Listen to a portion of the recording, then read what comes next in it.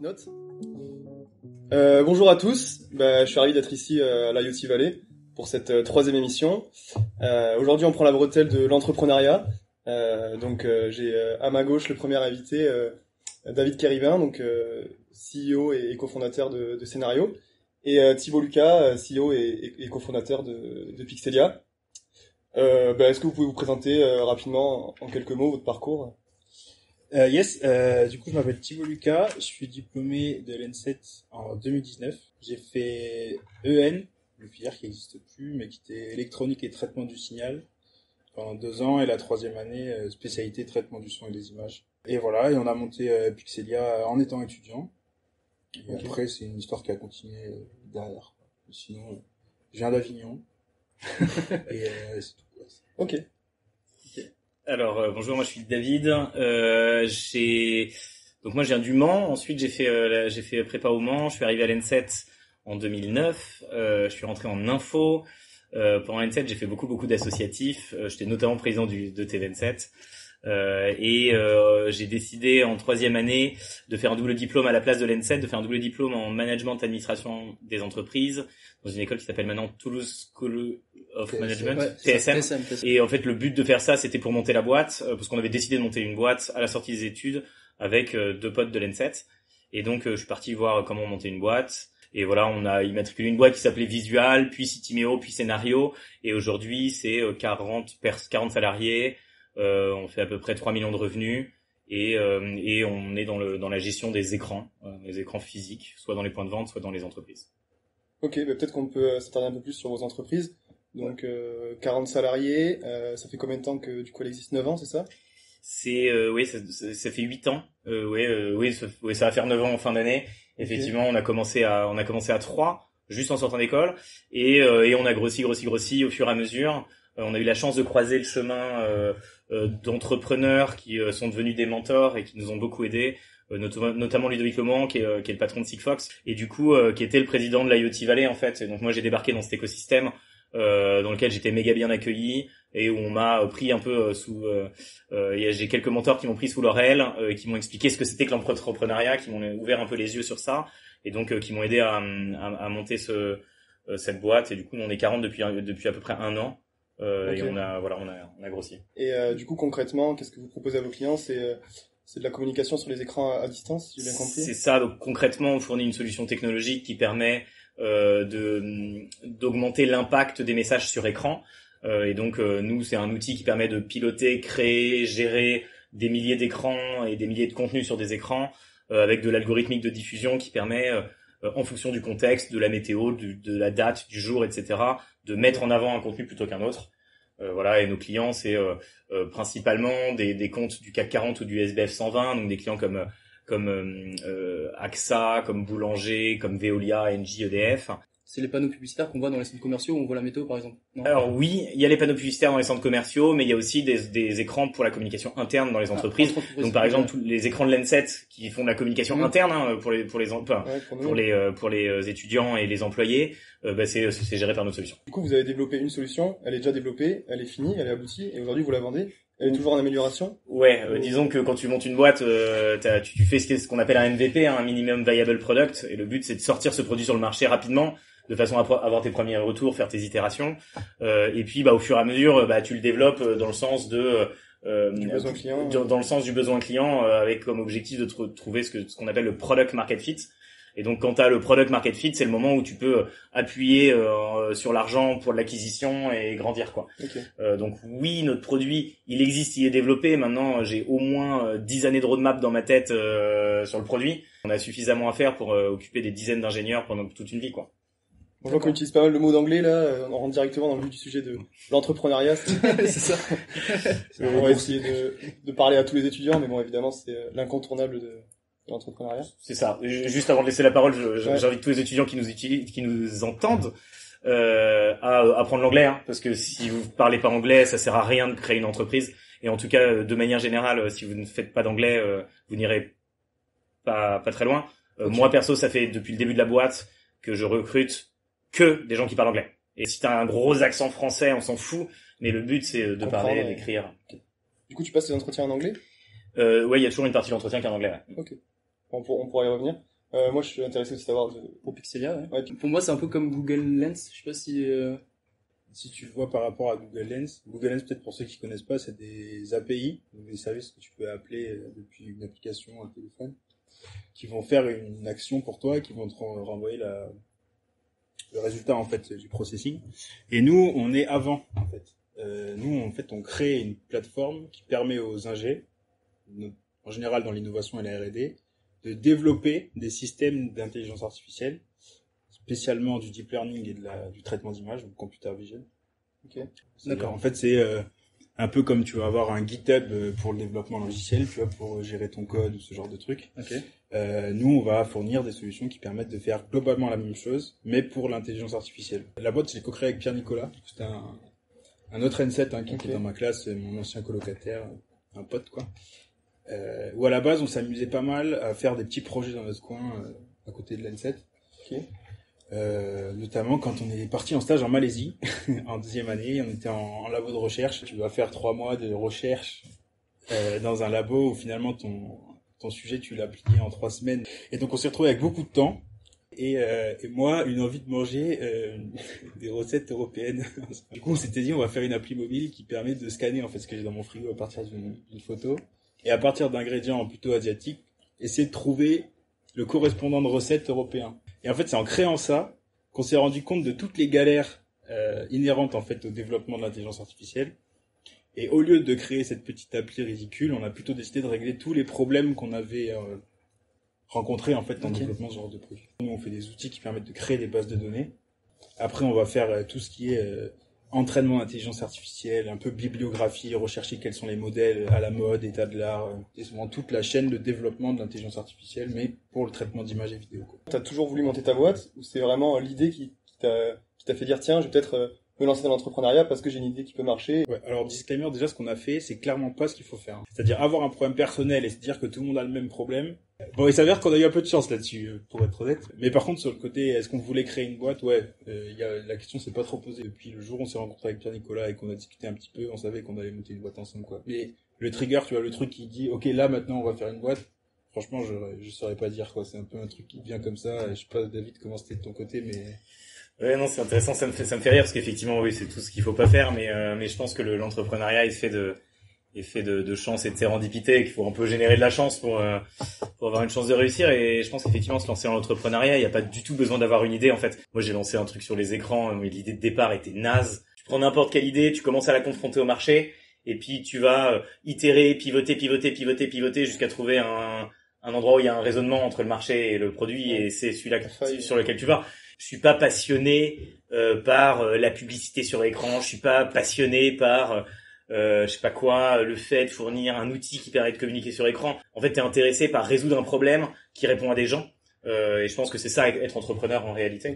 Okay. Et après, pour le début de l'entrepreneuriat, pour moi, en fait, moi, pendant que j'étais à l'N7, on a fait énormément d'associatifs.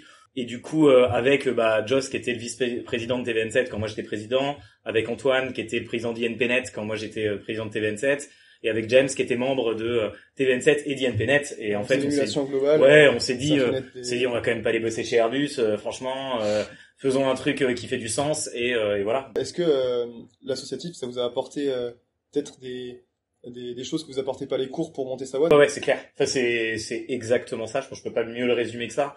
Okay. Je pense que être dans une association, c'est comprendre la dynamique de groupe, comprendre les fondements de la dynamique de groupe et tout ce qui va derrière, et de la dynamique de gestion de projet. C'est ça, moi, en tant qu'entrepreneur, ce que je recherche, c'est monter une équipe ultra performante qui va réaliser des choses géniales. Et pour moi, l'associatif, c'est exactement ça. Enfin, pour moi, c'est clé dans une école, l'associatif, parce que ça te permet de t'ouvrir l'esprit. Évidemment, t'as les cours qui te permettent en fait, de commencer à toucher du doigt des problématiques et à monter en expertise.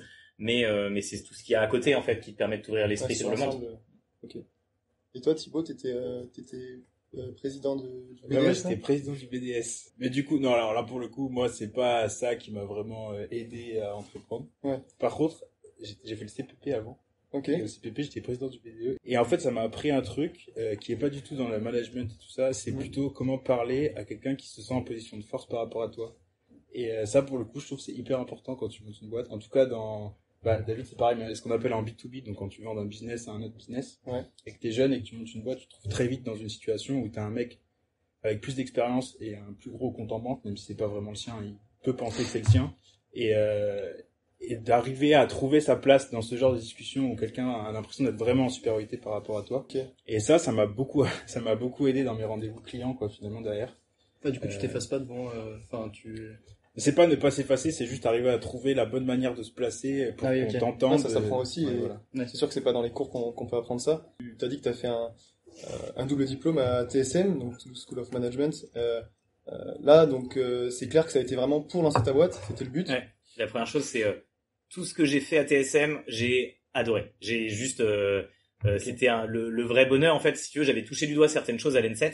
Il devait y avoir dans les cours mineurs, il doit y avoir un cours d'économie, un cours de compta, et du coup, quand je suis arrivé à TSM, en fait, c'est que des cours comme ça. Ça m'a amené un début de compréhension sur le monde de l'entreprise que je trouve que je n'avais pas du tout à l'ENSET. Tous les cours que j'ai eus à l'IAE me servent aujourd'hui dans la vie de tous les jours en tant qu'entrepreneur. Les cours d'économie m'ont permis d'avoir cette curiosité intellectuelle, de pas se limiter à juste notre travail, mais au monde qui nous entoure, parce qu'en fait, les enjeux du monde qui nous entoure sont les enjeux qui vont nous rentrer en fait dedans demain, et sur lesquels du coup, bah, nos boîtes doivent se structurer et s'adapter. Sur la partie fiscale, finance, c'est la compréhension des chiffres d'une entreprise, etc. Du coup, Thibaut, toi qui l'as pas fait, est-ce que c'est quelque chose... Déjà, est-ce que tu t'es posé la question de ce que tu allais faire en troisième année, t'as hésité? Moi, je me suis posé la question plutôt en Master SP, enfin un bac plus 6, quoi. Ok. Moi, en gros, j'ai visé l'ENSET pour la filière traitement du signal et des images, et du coup, je voulais Ok. absolument faire la spécialité traitement du son pour pouvoir bosser là-dedans derrière. Par contre, je pense que finalement, ce que tu dis, David, ça rejoint plutôt le côté faire autre chose. C'est l'histoire de juste un peu ouvrir tes D'aller voir horizons ailleurs et et d'apprendre autre ouais. chose. Et ça, c'est le gros avantage de monter sa boîte, à mon sens. Parce qu'il y a bien un truc sur lequel je retiendrai, c'est de pouvoir toucher à tout, quoi, finalement. Et finalement, cette année Master Spé qu'a fait David, nous, on l'a fait un peu tout seul. En gros, on a fait 1 an de galère. Alors, faut pas se mentir, c'est des galères absolues, parce qu'évidemment, tu parles du fiscal. Moi, j'étais là, je voyais un Excel, je dis, attendez, mais comment ça marche? Et ça rejoint ce que tu disais tout à l'heure sur le monde du B2B. Et si toi, tu sors avec ton mindset, juste avec ta petite bulle de ce que t'as vécu à l'ENSET ou dans l'associatif, en fait, t'es bloqué. Et en fait, comprendre l'autre, se mettre à la place de l'autre et de l'empathie pour comprendre comment ça fonctionne, et la dynamique de fonctionnement des entreprises, c'est hyper complexe, en fait. Du coup, tous les deux, vous avez lancé votre boîte juste après votre diplôme, finalement. Vous n'avez pas eu peur, finalement, parce que j'ai l'impression que ça a réussi un peu pour vous deux, mais vous n'avez pas eu peur de l'échec? Alors déjà, si t'as peur à 23 ans de te planter, alors que t'as rien à perdre, littéralement, c'est un peu dommage, je pense. Enfin, t'as beaucoup plus à perdre si tu montes une boîte à 35 qu'à 23, quoi. Enfin, tu commences à intellectualiser ton échec, que tu l'acceptes ou que tu l'acceptes pas, mais si tu y réfléchis, c'est déjà pas bon signe sur ton état d'esprit général et ta chance de réussir, quoi. Et puis, au pire, ça marche pas. Le tout étant essayer de comprendre pourquoi ça a pas marché, hein, parce que comme ça, tu ressors quand même grandi. Si tu ne prends pas de risque, tu risques de ne pas réussir, en fait. Par rapport à ça, je trouve ça intéressant. Ton ambition, c'est vraiment de développer ta boîte et de grandir en nombre de salariés, en résultats, en valeur. Est-ce que c'est viable de monter une entreprise en ayant l'ambition d'avoir une boîte de 50 salariés qui tourne, qui fonctionne et sans aller plus haut? Est-ce que c'est un... Ah bah complètement. Dans l'entrepreneuriat, t'as des milliers de branches d'entrepreneuriat. Et il faut comprendre dans quel métier tu t'inscris. Et le métier dans lequel tu t'inscris, c'est ça qui ça doit être cohérent avec ton ambition, ta vie, ce que tu veux faire. Et donc, monter une agence, par exemple, ou une SS2I, enfin une ESN maintenant on dit, ou monter une PME, c'est pas la même chose que monter une boîte avec un produit qui est scalable. Et du coup, tout est louable, il y a aucun problème. Dans ce projet entrepreneurial, est-ce que vous avez déjà cherché de l'aide à l'école? Et je sais qu'il y a des écoles, dans de plus en plus d'écoles, il y a des incubateurs internes à l'école. À l'ENSET, il y en a un. Une start, Ouais. Bah, alors nous, on était dans les première ou deuxième promo d'Enstart, je pense. Ok. Et du coup, bah, on a été accompagné, notamment en termes de logistique, hein, parce qu'on est encore aujourd'hui dans des bureaux qui sont mis à dispo par l'ENSET. Et ça, honnêtement, c'est presque le meilleur accompagnement qui soit, parce que, enfin, c'est quand même un vrai budget, hein, les locaux. Ouais. C'est assez incroyable. Si on faisait l'addition à la fin du nombre de loyers qu'ils nous ont fait économiser, c'est assez dingue. Et après, bon, c'était au début. Du coup, c'était surtout de la mise en relation avec soit des anciens qui avaient fait des boîtes, soit des experts qui n'étaient pas toujours les experts les plus indiqués au moment, mais qui globalement de la mise en relation.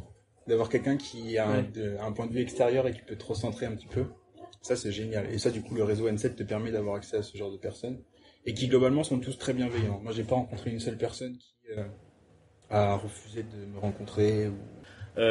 C'est ultra puissant. On a accès à des gens et en fait qui sont ravis de donner un coup de main. Les gens, les anciens N7 qui notamment ont été en entrepreneuriat ont véritablement envie de donner du temps et d'aider. Et en fait, le problème, c'est qu'on ne vient pas nous voir. Et alors, du coup, à chaque fois qu'un étudiant vient que quelqu'un vient nous voir pour nous demander de l'aide, mais c'est un vrai bonheur, en fait. Ouais. C'est juste génial. Et on a cette identité partagée, cette envie de réussir ensemble, quoi. Et c'est clé. Est-ce que c'est des rencontres qu'on peut trouver dans des structures comme les incubateurs et les pépinières quand on monte son entreprise? Est-ce que ce type de structures sont indispensables à la production de son projet? Où est-ce qu'on peut s'en passer et après aussi, quelles sont les différences entre ces différentes structures? Puis moi, j'avais peut-être un cliché, mais pour moi, j'ai l'impression que toi, par exemple, tu avais besoin de locaux. Mais dans ma tête, un start-upper, il était dans son garage et c'est un cliché de ouf, mais genre, vous pouvez faire de chez lui, quoi. Ah, ça, vu que t'étais deux, vous étiez deux. Bah si, c'est possible de monter sa boîte dans son garage, mais juste il y a un moment, ton garage, il devient tout petit. Où il n'y a pas assez de lumière au moins, quoi, tu vois, parce que tu sors pas beaucoup. Ouais, puis je pense qu'il faut, la richesse passe et en fait tu gagnes des années grâce à des gens qui sont déjà passés par tes problématiques et du coup en fait être dans son garage c'est un énorme problème. Nous on a commencé dans nos cuisines respectives, on n'avait pas de garage nous malheureusement, mais on a été à 3 à bosser pendant 5 mois chacun dans nos cuisines avant d'être accepté à la IoT Valley et d'avoir les locaux, et c'est là où tout a démarré en fait. C'est le moment où oui on a eu des locaux pour se poser ensemble, déjà ça c'est la première étape, mais la deuxième c'est être entouré d'entrepreneurs. Et du coup, avoir la capacité, avoir la facilité à accéder à ces gens et à leur poser des questions. Et c'est quelque chose qui est tellement complexe, mais qui est vraiment dur à faire, d'aller à l'initiative de se dire, ok, je vais prendre mon téléphone et je vais appeler telle personne et je vais juste lui dire où j'en suis et voir ce qu'elle va me dire. Parce qu'en fait, tu ne peux pas imaginer ce qu'elle peut t'apporter jusqu'à ce que tu fasses cette action. La difficulté quand tu crées ta boîte, c'est de comprendre exactement tout à l'heure ce que tu disais, tu vois, sur est-ce que tu es une agence, est-ce que tu veux créer une PME ou est-ce que tu veux créer une start-up. Tu vois, qu'est-ce que c'est qu'une start-up? En fait, comprendre ça, il faut aussi comprendre dans quel domaine tu es. Et en fonction de ton domaine et de ton état, tu vas plutôt aller dans un incubateur, plutôt dans un accélérateur, etc. etc. Et il y a plein d'initiatives. Et je pense que le seul moyen pour savoir où aller, c'est d'interroger des gens qui sont passés. Et eux, ils sauront te dire, ils sauront te guider, en fait, te baliser le chemin. Enfin, c'est pas parce que ça se passe mal avec telle structure d'accompagnement ou tel machin que soit ton projet est pas bon, soit que tu vas dans les mauvaises directions. Au bout de 5 mois dans nos cuisines respectives, il y a un startup week-end qui s'organise à l'N7 et on se dit génial, on va y participer. Nous, alors ça fait 5 mois qu'on fait l'erreur classique de l'entrepreneur français qui est on travaille en sous-marin, surtout sans en parler aux gens. Parce qu'on pourrait nous piquer l'idée, superbe idée débile, parce que évidemment personne va te piquer l'idée, tout le monde s'en fout de ton idée, surtout ton idée est probablement toute naze, quoi. Et donc en parler c'est le meilleur moyen d'avoir des feedbacks, d'avoir des retours et d'itérer en fait toi-même. Et du coup un conseil peut-être qu'on peut donner aux gens qui veulent se lancer, c'est pour conclure cette partie, c'est s'entourer et ne pas hésiter à aller poser des questions et présenter son projet, son idée pour itérer dessus le plus vite possible finalement et gagner du temps, quoi. C'est ça, c'est en dipité, tu dois générer ta chance. Imaginons maintenant, j'ai mon idée, je veux me lancer, par quoi je commence concrètement sur, on va rentrer un peu plus sur les questions moins drôles, sur l'administratif, les financements. L'argent c'est un peu le nerf de la guerre de l'entrepreneuriat, s'il n'y a pas d'argent, il y a un moment ça ne sera pas possible. Après, il y a franchement beaucoup de dispositifs de financement quand tu te lances, mais pour financer le projet. C'est pour ça que je dis qu'il faut avoir un peu d'argent perso, pour vivre, en fait, tu vas pouvoir un peu financer des développements, des machins, mais par contre tes pâtes et ton loyer, tu pourras pas forcément. Effectivement, cash is king, c'est donc à partir du moment où tu n'as plus de cash, tu es dans le mur, donc il faut toujours que tu en aies. Maintenant, du coup, c'est quoi l'enjeu? Je pense que l'enjeu, c'est de sortir le plus rapidement possible le truc minimum qui te permette de tester le marché pour rentrer un peu d'argent. La source numéro 1 de revenus devrait être celle de tes clients et celle de ton produit. T'as 95% de chances de mourir dans les 5 ans. Donc, de toute façon, je veux dire, les banques te prêtent pas, c'est évident. Et donc, il faut te démerder autrement. En gros, le moment où il faut aller chercher de l'argent, c'est le moment où tu n'en as pas besoin. La levée de fonds, si tu veux, c'est un peu, ça a été un peu idéalisé, je pense, et tout le monde s'en fait une fausse idée. Ce qu'il faut bien se rendre compte, c'est que le jour où tu fais une levée de fonds, t'as un chronomètre qui tourne au-dessus de ta tête parce que tes investisseurs, ceux qui ont mis de l'argent chez toi, ils attendent. L'argent, c'est pas le leur. Est-ce que ça prend beaucoup de temps dans ton projet au début de te déclarer, enfin en fait j'y connais rien donc. Là-dessus, si tu veux, moi j'ai fait l'IAE parce que j'avais exactement ce feeling, si tu veux, ce mindset. Ouais. Et je pense que c'est un peu une idée reçue. En fait, t'as pas besoin de grand chose pour monter ta boîte. T'as besoin d'un banquier, d'un expert comptable et de statut pour ta société, quoi. Et donc à partir de là, et 1 euro. Bon. Et une fois que t'as fait ça, t'es immatriculé. C'est un petit peu de paperasse à faire, mais franchement, honnêtement, c'est assez light.